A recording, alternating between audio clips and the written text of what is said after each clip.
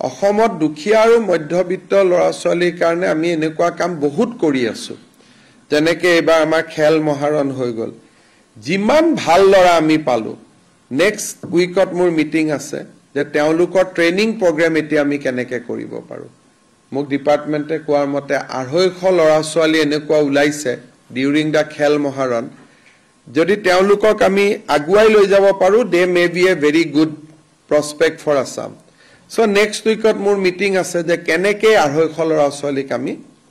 train up কৰিব পাৰো so সেইটো এটা অসমত দুখীয়া আৰু মধ্যবিত্ত ল'ৰা ছোৱালীৰ কাৰণে আমি এনেকুৱা কাম বহুত কৰি আছো যেনেকে এবাৰ আমাৰ খেল মহাৰণ হৈ গল যিমান ভাল ল'ৰা আমি পালো নেক্সট উইকত মোৰ মিটিং আছে যে তেওঁলোকৰ ট্ৰেইনিং প্ৰগ্ৰাম এতিয়া আমি কেনেকে কৰিব পাৰো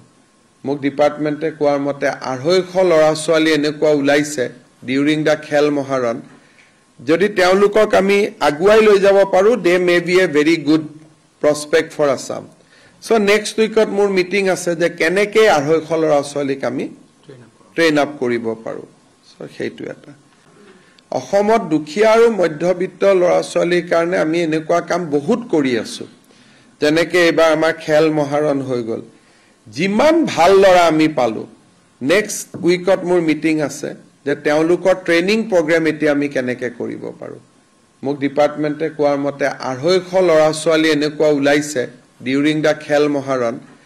যদি তেওঁলোকক আমি আগুৱাই লৈ যাব পাৰো they may be a very good prospect for Assam